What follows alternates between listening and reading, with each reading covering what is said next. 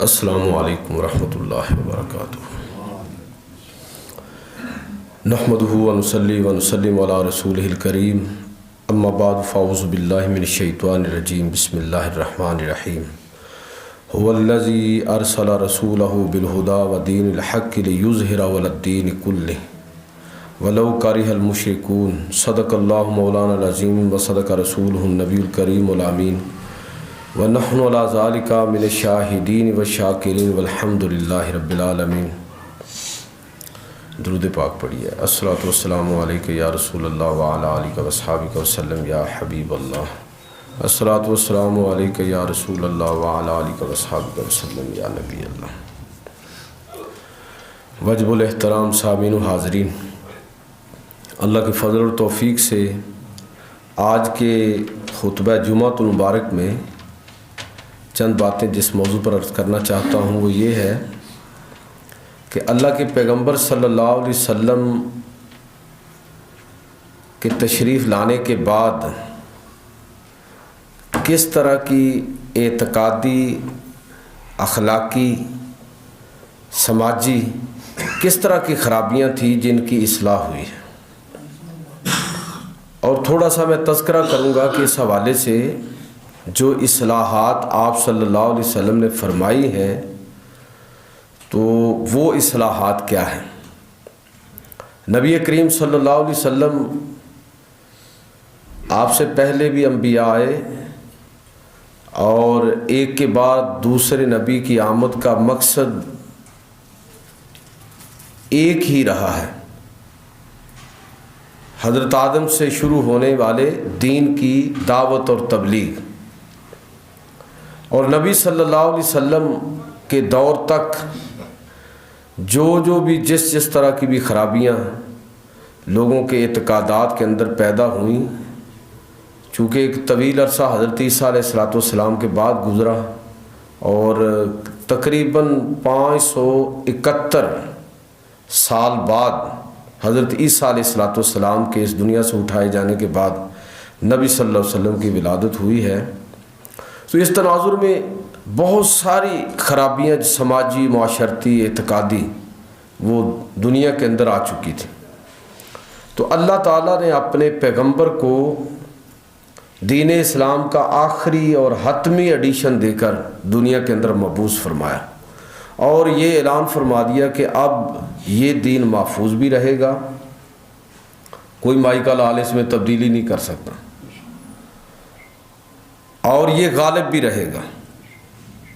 غالب کس طرح رہے گا؟ یعنی یہ ہو سکتا ہے کہ اسلام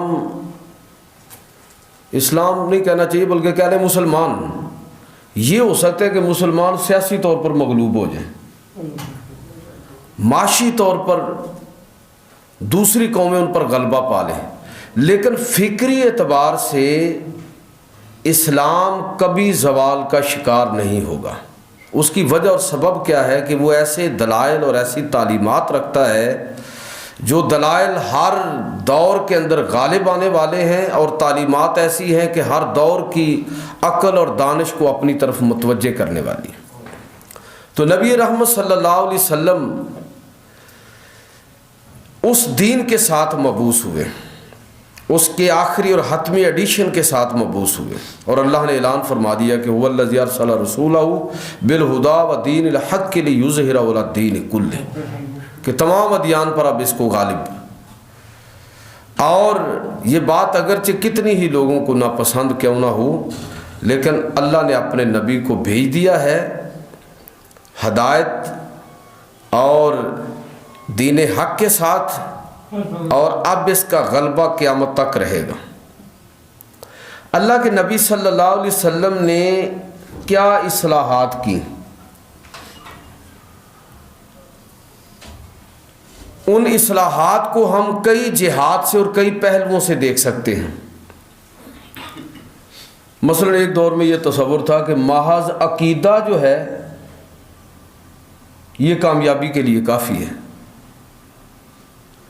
سچ کوئی عمل کی ضرورت نہیں ہے، بس آپ نے عقیدہ قبول کر لیا، ایمان لے آئے تو آپ کی کامیابی اور رستگاری کے لیے یہ کافی ہے۔ نبی کریم صلی اللہ علیہ وسلم نے اس چیز کو بھی بالکل نکھار کر بیان کر دیا کہ یاد رکھو کہ ایمان ایک دعویٰ ہے اور عمل صالح اس کی دلیل ہے، یہ دونوں ساتھ ہوں گے، لازم و ملزوم ہوں گے۔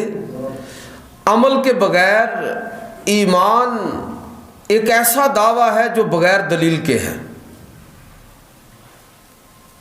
جس طرح دنیا کے اندر ہم کوئی کسی کا دعویٰ قبول نہیں کرتے جب تک اس کی شہادتیں موجود نہ ہوں، گواہیاں موجود نہ ہوں۔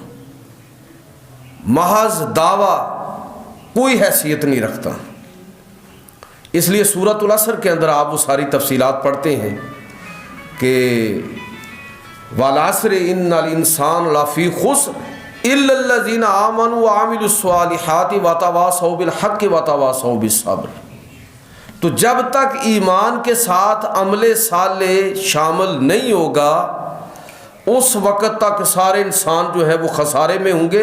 اس خسارے میں نکلنے والا کون ہے؟ اس خسارے سے وہ شخص ہے جو ایمان کے ساتھ ساتھ اپنے اس دعوے کو عمل کی دلیل کے ساتھ مزین کرتا ہے۔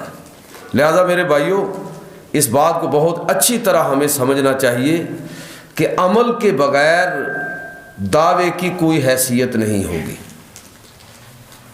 یہ زندگی عمل سے بنتی ہے، جنت بھی جہنم بھی۔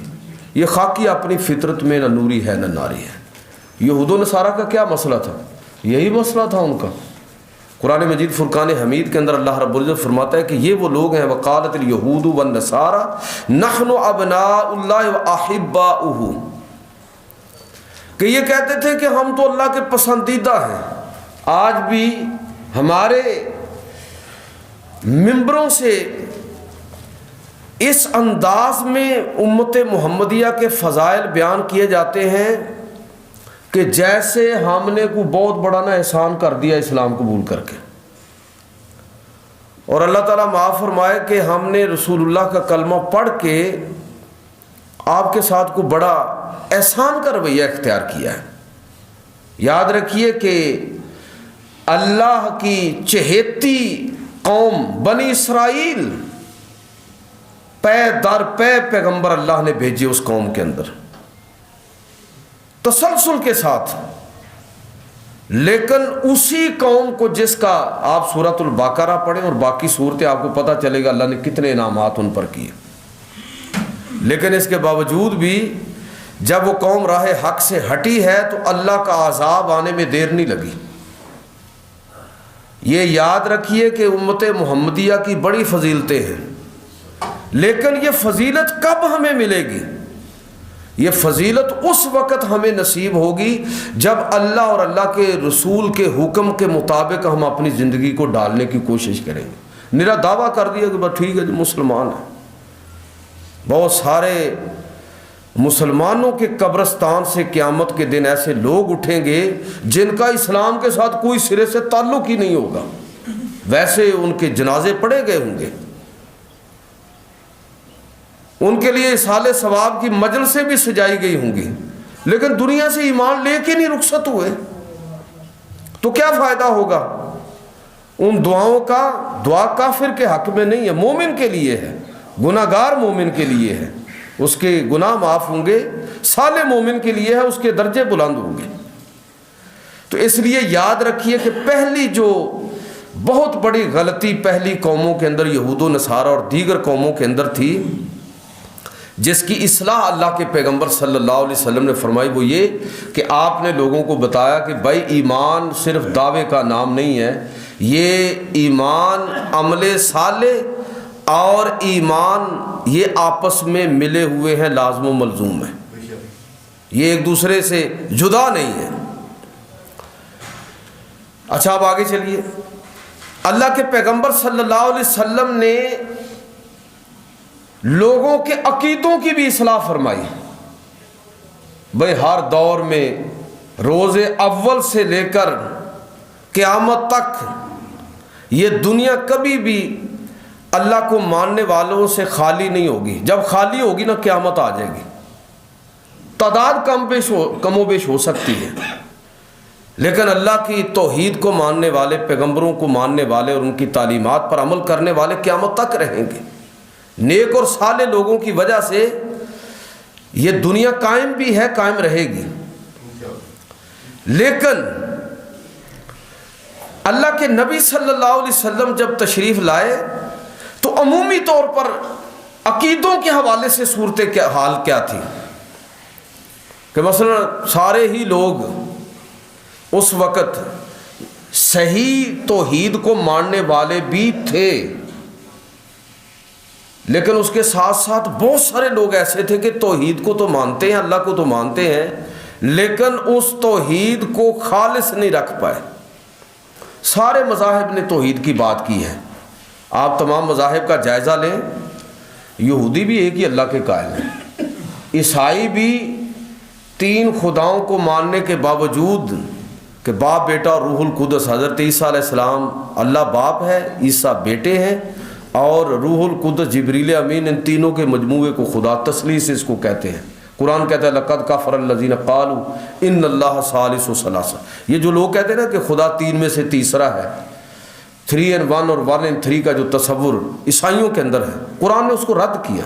لیکن جمع تفریق کر کے آپ دیکھیں تو عیسائی بھی بہرحال ایک اللہ کو مانتے ہیں، شرک کرتے ہیں اس میں اللہ کی ذات کے اندر۔ اور یہ مشرکین عرب کے اندر بھی یہی بیماری تھی کہ اللہ کو مانتے تھے، لیکن ساتھ مانتے تھے کہ یہ جو بت ہیں یہ اللہ کے ہاں ہماری سفارش کریں گے۔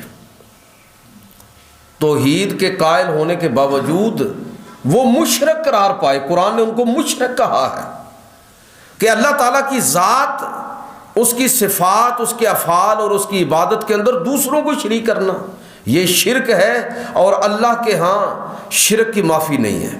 یہ بیماری مذاہب عالم کے اندر تھی، اب بھی ہے۔ آپ حیران ہوں گے کہ ہندوؤں جیسی قوم جو لاکھوں خداؤں کو ماننے والے ہیں، آخر میں 3 ہی بڑے خداؤں کو مانتے ہیں، برہما، وشنو اور شیوا، اور ان میں سے بھی سب سے بڑا برہما ہے۔ تو ایک ہی اللہ کو بھگوان ایک ہی ہے ان کے ہاں بھی، 3 کو بھی پھر ایک میں لے جاتے ہیں، اور باقی جتنے بھی بت ہیں یہ معاون و مددگار اور اوتار ہیں، یہ خدا نہیں ہے، خدا کے اوتار ہیں۔ اس وجہ سے بدترین شرک اس وقت دنیا کے اندر کرنے والی قوم ہندو قوم ہے، لیکن آپ دیکھیں کہ بہرحال اللہ کو مانتے ہیں۔ تو یہ ساری قومیں دنیا کے اندر اس وقت بھی اور آج بھی جس شرک کے اندر مبتلا تھی، اللہ کے نبی صلی اللہ علیہ وسلم باوجود اس کے کہ دنیا اللہ کو مانتی ہے، توحید کی قائل ہے، لیکن خالص توحید کا تصور اللہ کے نبی صلی اللہ علیہ وسلم نے پیش کیا۔ قل هو اللہ احد اللہ الصمد لم یلد ولم یولد ولم یکن لہ کفوا احد۔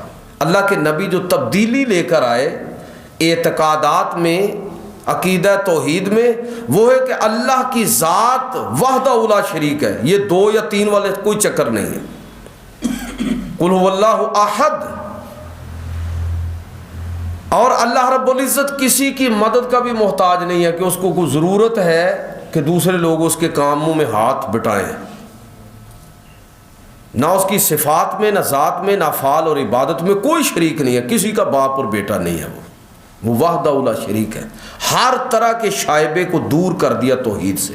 اب اگر اس کے اندر معمولی سی بھی ملاوٹ ہوگی توحید کے اندر تو یاد رکھیے ساری عبادتیں اکارت چلی جائیں گی۔ کوئی پیغمبر، کوئی بڑے سے بڑا ولی اور کوئی شخص اللہ رب العزت کے اختیارات نہیں رکھتا۔ رب کریم اپنا ہر اختیار ذاتی طور پر رکھتا ہے، وہ کسی کا محتاج نہیں ہے، وہ الصمد ہے، بے نیاز ہے۔ باقی انسانوں میں سے صرف اسی کو اگر علم ہے تو اللہ نے دیا ہے، چاہے پیغمبر ہوں یا عام انسان۔ اگر اللہ رب العزت نے کوئی مقام اور مرتبہ دیا ہے تو وہ اس کی طرف سے عطا کردہ ہے، لہٰذا اللہ کی ذات، اس کی صفات اور عبادت اور افعال میں کوئی دوسرا شریک نہیں ہے۔ یہ اصلاح کر کے گئے اللہ کے نبی کہ اللہ کو ماننا ہے، صرف ماننا نہیں ہے، صرف اسے ہی ماننا ہے، بس اس کے ساتھ کوئی دوسرا شریک نہیں ہے۔ تو یہ اللہ کے نبی صلی اللہ علیہ وسلم نے یہ اصلاح فرمائی۔ ایک صحابی ہیں حضرت عامر بن اقوا رضی اللہ تعالیٰ عنہ، شاعر بھی تھے، تو ایک شعر ہے ان کا، بڑا خوبصورت شعر ہے، نبی کریم صلی اللہ علیہ وسلم کو مخاطب کرتے ہوئے کہتے ہیں کہ اے اللہ کے نبی واللہ لولا انت مہتدینا، اے اللہ کے نبی اگر آپ نہ ہوتے تو ہمیں ہدایت نصیب نہ ہوتی، ولا تصدقنا ولا صلینا، اور اگر آپ نہ ہوتے تو نہ ہم صدقہ اور خیرات کرتے اور نہ ہی ہم نمازیں پڑھتے۔ آپ نے ہمیں بتایا ہے کہ سب سے بڑی عبادت اللہ کو ماننے کے بعد جس کی کوئی قضا نہیں ہے، آپ نے ہمیں بتایا وہ صدقہ اور خیرات ہے۔ وہ نماز کی قضا ہے بھائی، انسانوں کی مدد کرنے سے میں اور آپ رہ گئے تو کوئی قضا نہیں ہے، والدین کا حق مارا گیا نا، کوئی قضا نہیں ہے، رشتہ داروں کے ساتھ ظلم اور زیادتی کی کوئی قضا نہیں ہے، میں بلکہ یہ بھی کہا کرتا ہوں کہ توبہ بھی کوئی نہیں ہے اس کی صرف سزا ہے۔ ان کے مرنے کے بعد کسی کے ساتھ زیادتی کی ہے تو اب توبہ کیا ہے، بس اس کے لیے دعا کرتے رہو۔ جس کے ساتھ زیادتی کی اب تو وہ ہے ہی نہیں کہ آپ معافی مانگ لیں، اب تلافی کس طرح کرو گے؟ تو اب اللہ سے دعا کرو، اس کے حق میں دعا کرو، یا اللہ اس کے ساتھ میں نے زیادتی کی ہے، مجھے بھی معاف کر دے، اس کے بھی درجے بلند فرما دے۔ اللہ سے دعا کرو، ہو سکتا ہے کہ قیامت کے دن اللہ رب العزت اس کی تلافی کی کوئی صورت پیدا کر دے، ورنہ یہ انسانوں کے معاملے میں کوئی صورت نہیں ہے اس کے سوا کہ ہم دوسروں کے حقوق کو پہچانیں۔ تو کہہ رہے ہیں صحابی رسول واللہ لولا انت مہتدینا، اے اللہ کے رسول اگر آپ نہ ہوتے تو ہمیں ہدایت نصیب نہ ہوتی، ولا تصدقنا ولا صلینا، نہ ہم صدقہ اور خیرات کرتے، یہ اعلیٰ ترین عبادت ہم نے آپ سے سیکھی، اور نہ ہی ہم اللہ کے حضور جھکتے، ہم تو سجدہ بتوں کو کرنے والے تھے۔ تو اللہ کے نبی صلی اللہ علیہ وسلم نے یہ جو خرابی تھی عقیدہ توحید کے اندر، تبدیلی کیا آئی کہ وہ خرابی آپ نے ہٹا دی، توحید کے کانسیپٹ کو بالکل واضح کر دیا، ہر طرح کے جتنے بھی اس کے اندر ملاوٹیں ہو سکتی تھی سب کو بالکل واضح طور پر آپ صلی اللہ علیہ وسلم نے نکھار کر بتا دیا کہ توحید کا مطلب کیا ہے، رسالت دوسرا عقیدہ ہے نا۔ اللہ کے نبی صلی اللہ علیہ وسلم نے دنیا کو، یہود و نصارہ بالخصوص جو اس وقت وحی کے علمبردار تھے، ان کے اندر جو خرابی تھی عقیدہ رسالت کے حوالے سے وہ کیا تھی؟ یہودیوں کا مسئلہ یہ تھا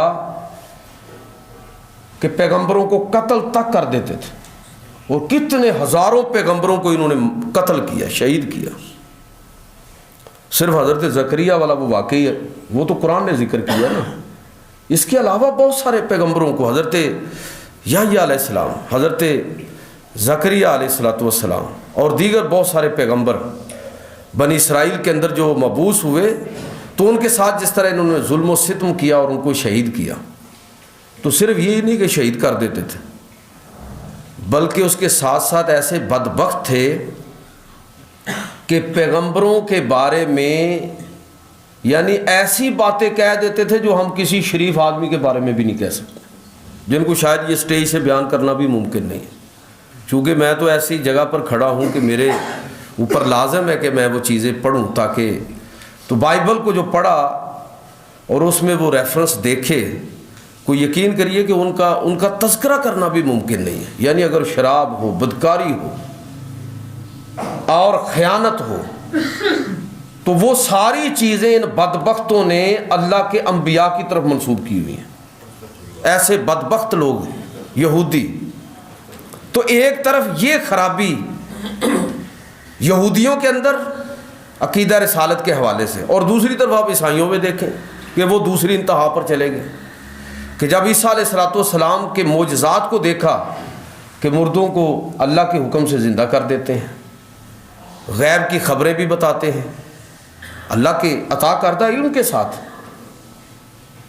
مٹی سے پرندہ بناتے ہیں، پھونک مارتے ہیں تو وہ اڑ جاتا ہے، اور کتنے معجزات اللہ نے ان کو عطا فرمائے، تو وہ اس غلط فہمی کے اندر مبتلا ہو گئے کہ اتنے یہ مردوں کو زندہ کرنا تو اللہ کا کام ہے، غیب کی خبریں بتانا تو اللہ کا کام ہے، ہم نے کیا کھایا ہے اور گھر کیا چھوڑ کر آئے ہیں یہ تو اللہ کو پتہ ہونا چاہیے. تو گویا کہ آپ خدا ہیں, خدا کے بیٹے ہیں, اللہ کا روپ دار کر اس دنیا کے اندر آئے ہیں. عیسیٰ علیہ الصلوۃ والسلام کو خدا بنا لیا.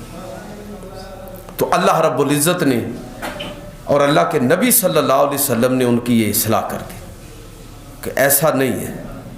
عیسیٰ علیہ الصلوۃ والسلام سب کچھ مقام اور مرتبے کے باوجود پھر بھی قرآن مجید نے ان کی زبان اقدس سے جی یہ اعلان نقل کیا کہ انی عبداللہ, میں اللہ کا بندہ ہوں. آتانی الکتاب, اللہ نے مجھے کتاب عطا فرمائی. وجعلنی نبیّ, اور مجھے نبی بنایا ہے.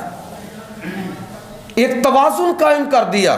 نبی کریم صلی اللہ علیہ وسلم نے جو تبدیلی برپا کی عقیدہ رسالت کے حوالے سے, جو افراط و تفریط کہ پیغمبروں کے بارے میں اس طرح کا عقیدہ نہ رکھنا جس طرح یہودی عقیدہ رکھتے تھے, اور ہر غلط بات اور کام کو پیغمبروں کی طرف منسوب کر دیتے تھے بلا جھجک, اتنے گستاخ اور بے باک تھے. اور اس طرح بھی نہ کرنا کہ عیسیٰ علیہ الصلوۃ والسلام کی طرح, ان کے ماننے والوں کی طرح, جس طرح لوگوں نے عیسیٰ علیہ الصلوۃ والسلام کے ساتھ کیا کہ بالکل ان کو خدا اور خدا کا بیٹا بنا دیا. تو یہ بھی نہ کرنا, بلکہ یہ سمجھنا کہ پیغمبر بشر ہوتے ہیں, اللہ کے بندے ہوتے ہیں, لیکن بشر اور بندہ ہونے کے باوجود بھی وہ بشر بھی ہیں, لیکن خیر البشر بھی وہی ہے. سب سے بڑھ کر مقام اور مرتبہ بھی انہی میں سے ہے. انسان ہونے کے باوجود سب انسانوں سے بڑھ کر بعد از خدائے بزرگ تو ہی قصہ مختصر, کہ یہ تمہیں ذہن میں رکھنا ہوگا کہ اللہ کے نبی انسان ہوتے ہیں, لیکن اس کے باوجود اللہ رب العزت نے ان کو جو شان اور مرتبہ عطا فرمایا ہے, وہ اس مرتبے کی بنیاد پر وہ سب انسانوں سے برتر ہیں, بلند ہیں. اللہ کے بعد سب سے زیادہ فضیلت جو ہے وہ پیغمبروں کو حاصل ہے, اور پیغمبروں میں سب سے بڑھ کر حضور سید عالم صلی اللہ علیہ وسلم. تو عقیدہ رسالت کے حوالے سے جو افراط و تفریط تھی اس کی اصلاح فرمائی نبی کریم صلی اللہ علیہ وسلم نے. عقیدہ آخرت کے حوالے سے بھی اسی طرح کی چیزیں ان لوگوں کے ذہن میں تھیں کہ شاید کوئی خاص لوگ قیامت کے دن اللہ کے محبوب ہوں گے, وہ ویسے ہی بخشے جائیں گے. تو قرآن نے واضح کر دیا کہ ایسا نہیں ہوگا. یہود و نصارہ یہ سمجھتے تھے کہ ہم تو اللہ کے پسندیدہ ہیں, تو ہمارا حساب کتاب تو ہوگا نہیں, سیدھے جنت میں جائیں گے. فرما دیا ولا تزر وازرۃ وزر اخری, کوئی جان کسی دوسرے کا بوجھ نہیں اٹھائے گی. ولا تکسب کل نفس الا علیہا, ہر بندہ اپنے عمل کا خود ذمہ دار ہوگا. ولا تزر وازرۃ وزر اخری, اور کوئی کسی دوسرے کا بوجھ اٹھانے والا نہیں ہوگا. عمل کی بنیاد پر, عقیدے کی بنیاد پر انسان کی بخشش ہوگی, باقی ساری چیزیں اس کے بعد کی ہیں. تو کہنے کا مطلب یہ ہے کہ اگر ایمانیات کی بات کریں, توحید, رسالت اور آخرت کے حوالے سے اللہ کے نبی صلی اللہ علیہ وسلم نے وہ سارے تصورات جو دنیا کے اندر تھے, غلط تصورات, ان کی اصلاح کر کے عقیدہ توحید کو بھی نکھار دیا, عقیدہ رسالت کو بھی اور عقیدہ آخرت کو بھی. اب آئیے کہ نبی کریم صلی اللہ علیہ وسلم نے عبادات کا جو تصور دنیا کے اندر پایا جاتا تھا کہ عبادت میں کیا ہے, آج کل بھی وہ آپ کو چیزیں نظر آتی ہیں. کوئی مخصوص لباس, کوئی ظاہری وضع قطع, کوئی خاص مقامات متعین کرنا. اللہ کے نبی نے متعین کر دیے کہ سب سے زیادہ فضیلت بیت اللہ کے اندر نماز پڑھنے کی وہاں پر ہے, اور اس کے بعد بیت المقدس اور مسجد نبوی دوسرے نمبر پر ہے, اور پھر بیت المقدس ہے. یہ 3 مقامات ہیں جن کی فضیلت ہے. باقی فضیلتیں جتنی بھی ہیں وہ جامع مسجد کی فضیلت عام مسجد کی نسبت یا وغیرہ وغیرہ, اس طرح کی چیزیں کہ بڑے اجتماع کی فضیلت.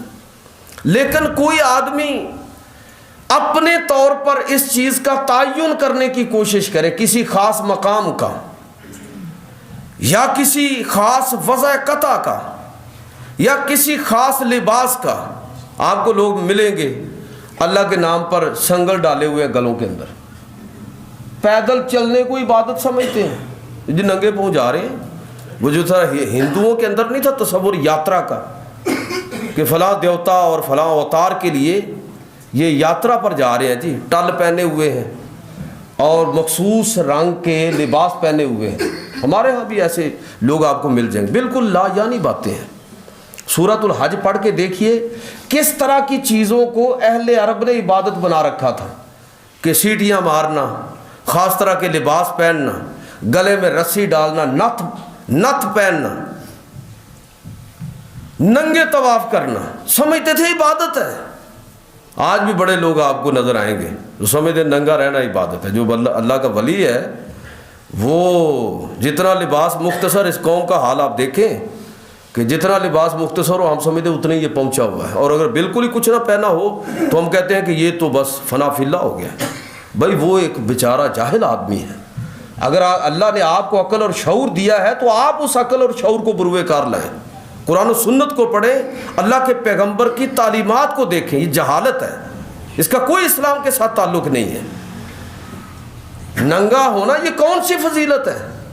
اللہ تعالیٰ معاف فرمائے. تو جو تصور عبادت تھا اللہ کے نبی صلی اللہ علیہ وسلم نے اس تصور عبادت کو درست فرما دیا، سارے وسیلے درمیان سے ختم کر دیے.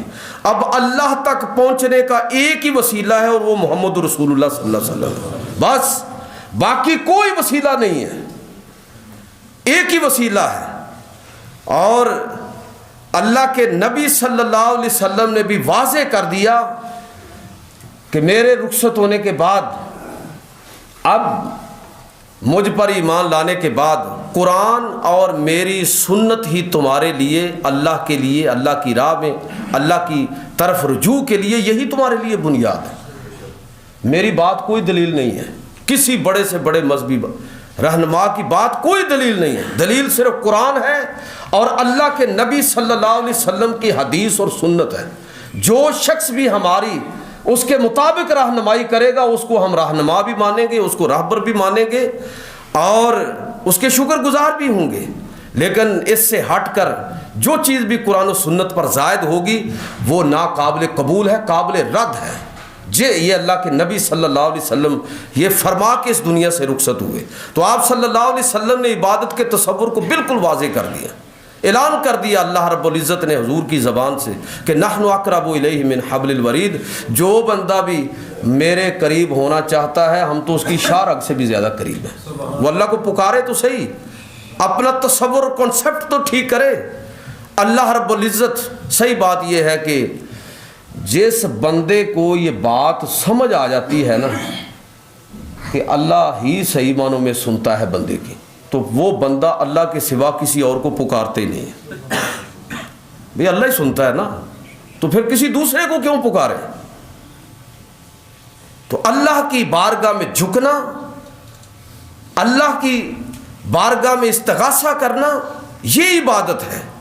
اللہ کی عبادت کے اندر کوئی دوسرا شریک نہیں ہے.